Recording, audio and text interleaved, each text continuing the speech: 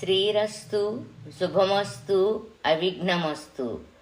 ఉపనయనమునకు కావలసినవి అన్నీ బ్రాహ్మణుడు లిస్టు ఇస్తాడు. ఆ ప్రకారం సర్దుకోవలెను. మనము తెచ్చుకోవలసినవి మన ఇంటి ఆచారం ఉంటే చెవిపోగులు పెళ్లి కొడుకుకి మేనమామలు తెస్తారు. తర్వాత మన ఇంట్లో మనం పావుకోళ్ళు ఏర్పాటు చేసుకోవలెను.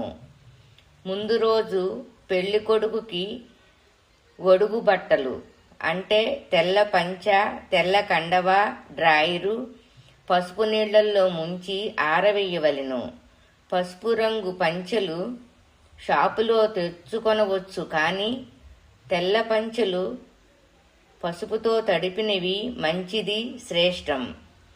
కాళ్ళు కడుగు సమయమున బావమరిది గొడుగు, కుర్చీ, చెప్పులు, స్నాతకము సెట్టు, రావిమండ, స్నాతకమునకు వెళ్ళినప్పుడు చెరుకుగడ, కర్ర ఉండాలి.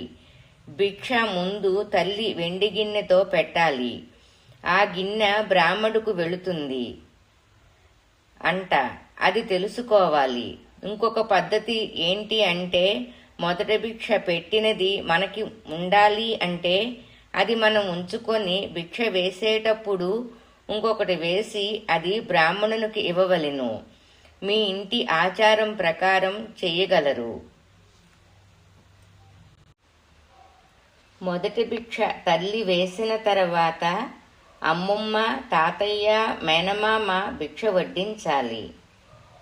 ఉపనయనము సమయములో పెళ్లి కొడుకుకి మామగారు పెళ్లి కొడుకుకి తేవలసిన వస్తువులు. పెళ్లి కొడుకు తల్లికి, తండ్రికి బట్టలు తీసుకురావాలి. పెళ్లి కొడుకుకి బట్టలతో పాటు అరివేణం, పంచిపాత్ర, ఉద్ధరిణి ఇవ్వవచ్చు, లేదా వ్రతం అప్పుడు బట్టలతో పాటు ఇవ్వవచ్చు. గొడుగు అప్పుడు ఇస్తే వ్రతానికి ఉపయోగించుకుంటారు. మీ ఆనవాయితీ ప్రకారం చెయ్యండి. వడియాలు, అప్పడాలు, సెగనాలు, అరిసెలు, స్వీట్స్ మీ ఆనవాయితీ ప్రకారం ఇవ్వండి. స్నాతకం సామాను అంటే పప్పు, బియ్యం, కూరగాయలు, స్వీట్స్ మీ ఇంటి ఆనవాయితీ ప్రకారం తీసుకురాగలరు.